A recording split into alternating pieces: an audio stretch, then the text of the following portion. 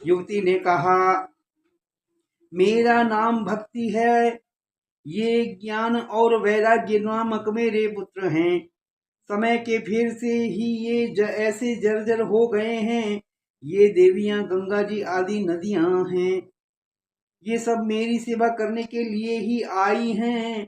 इस प्रकार साक्षात देवियों के द्वारा सेवित होने पर भी मुझे सुख शांति नहीं है। हे तपोधन, अब ध्यान देकर मेरा वृतांत सुनिए। मेरी कथा वैसे तो प्रसिद्ध है, फिर भी उसे सुनकर आप मुझे शांति प्रदान करें। वो भक्ति नाम की युवा स्त्री कह रही हैं, मैं द्रविड़ देश में उत्पन्न हुई, कर्नाटक में बड़ी, कहीं कहीं महाराष्ट्र में सम्मानित हुई, किंतु गुजरात में मुझको बुढ़ापे ने आ घेरा। वहां घोर कलयुग के प्रभाव से पाखंडियों ने मुझे अंग भंग कर दिया। चिरकाल तक यह अवस्था रहने के कारण मैं अपने पुत्रों के साथ दुर्बल और निस्तेज हो गई। अब जब से मैं वृंदावन आई, तब से पुनः परम सुंदरी सुरूपवती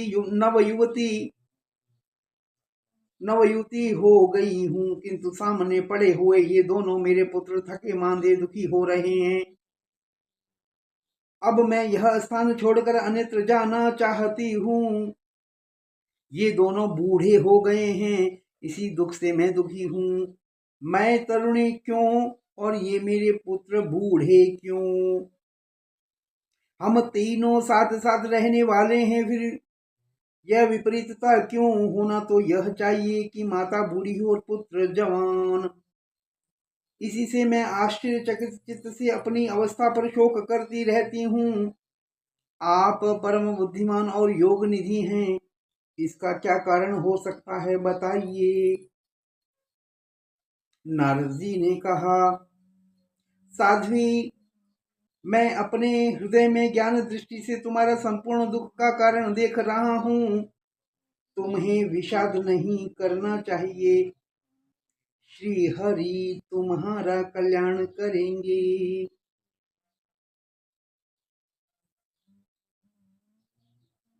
श्री हरि शरणम। श्री हरि शरणम। श्री हरि शरणम।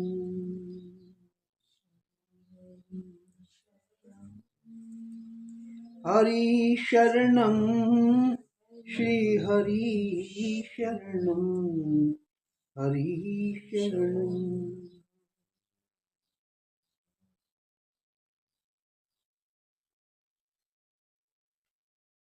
नारद जी ने कहा, हे देवी, सावधान होकर सुनो। यह दारुण कली युग है। इसी से इस समय सदाचार, योग मार्ग और तप आदि सभी लुप्त हो गए हैं। लोग शठता और दुष्कर्म में लगकर अघासुर बन रहे हैं। संसार में जहां देखो वहीं सत्पुरुष दुख से म्लान हैं और दुष्ट सुखी हो रहे हैं। इस समय जिस बुद्धिमान पुरुष का धैर्य बना रहे, वही बड़ा ज्ञानी या पंडित है। पृथ्वी क्रमशः प्रतिवर्ष शेष जी के लिए भार रूप होती जा रही है। अब यह छूने योग्य तो का देखने योग्य भी नहीं रह गई है, न इसमें कहीं मंगल ही दिखाई देता है। अब किसी को पुत्रों के साथ तुम्हारा दर्शन भी नहीं होता। विषयानुराग के कारण अंधे बने हुए जीवों से उपेक्षित होकर तुम जर्जर हो रही हो। वृंदावन के संयोग से तुम फिर से नवीन तरुणी हो गई हो। अतः यह वृंदावन धाम धन्य है, जहाँ भक्ति सर्वत्र नृत्य कर रही है। परंतु तुम्हारे इन दोनों पुत्रों का वहां कोई ग्राहक नहीं है, इसलिए इनका बूढ़ापा नहीं छूट रहा। यहाँ इनको आत्म सुख, भगवत स्पर्श जनित आनंद की प्राप्ति होने के कारण ये सोते से जान पड़ते हैं। भक्ति ने कहा, राजा परीक्षित ने इस पापी कलयुग को क्यों रहने दिया? इसके आते ही सब वस्तुओं का सार न जाने कहाँ चला गया। करुणामय श्री हरि ने भी यह अधर्म कैसे देख लिया। मुने मेरा यह संदेह दूर कीजिए और आपके वचनों से मुझे बड़ी शांति मिली है। नारद जी ने कहा, बाले, यदि तुमने पूछा है तो प्रेम से सुनो। मैं तुम्हें सब बताऊंगा और तुम्हारा दुख दूर हो जाएगा। जिस दिन भगवान श्री कृष्ण भूलोक को छोड़कर अपने परम धाम को पधारे, उसी दिन से यहाँ संपूर्ण साधनों में बाधा डालने वाला कली युग आ गया। दिग्विजय के समय राजा परीक्षित ने दृष्टि पड़ने पर कलयुग को दीन के समान उनकी शरण में आया और भ्रमण के समान सारग्राही राजा ने यह निश्चय किया कि इसका वध मुझे नहीं करना चाहिए, क्योंकि जो फल तपस्या योग समाधि से भी नहीं मिलता, कलियुग में वही फल श्री हरि कीर्तन से भली भांति मिल जाता है। इस प्रकार सारहीन होने पर भी उसे एक ही दृष्टि से सारयुक्त देखकर उन्होंने कलयुग में उत्पन्न होने वाले जीवों के सुख के लिए ही इसे रहने दिया। इस समय लोगों के कुकर्म में प्रवृत्त होने के कारण सभी वस्तुओं का सार निकल गया है और पृथ्वी के सारे पदार्थ बीजहीन भूसी के समान हो गए हैं। ब्राह्मण केवल अन्न धनादि के लोभवश घर घर और जन जन को भागवत की कथा सुनाने में लगे हैं, इसलिए कथा का सार निकल गया। तीर्थों में नाना प्रकार के अत्यंत घोर कर्म करने वाले नास्तिक नारकी पुरुष भी रहने लगे हैं, इसलिए तीर्थों का प्रभाव जाता रहा। जिसका चित्त निरंतर काम क्रोध महान लोभ और तृष्णा से तपता रहता है, वे भी तपस्या का ढोंग करने लगे हैं, इसलिए तप का सार भी निकल गया। मन पर काबू न होने के कारण तथा लोभ दंभ पाखंड का आश्रय लेने के कारण शास्त्र का अभ्यास न करने से ध्यान योग का फल मिट गया है।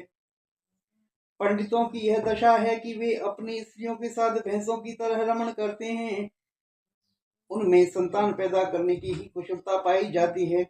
मुक्ति साधन में भी सर्वथा अकुशल हैं। संप्रदाय अनुसार प्राप्त हुई वैष्णवता भी कहीं देखने में नहीं आती। इस प्रकार जगह जगह सभी वस्तुओं का सार लुप्त हो गया है।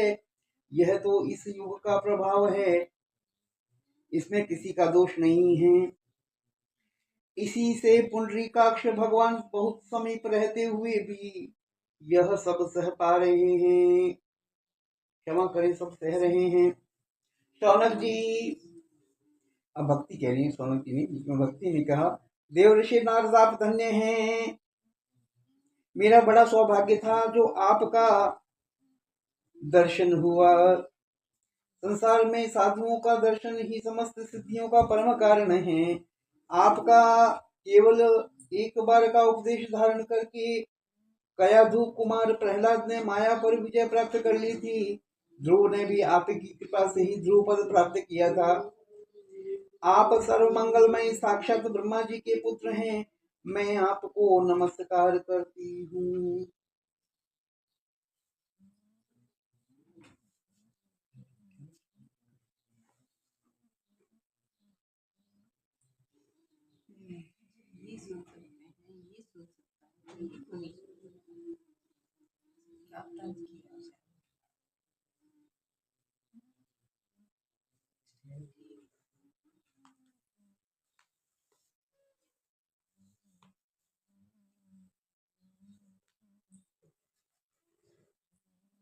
नारायण।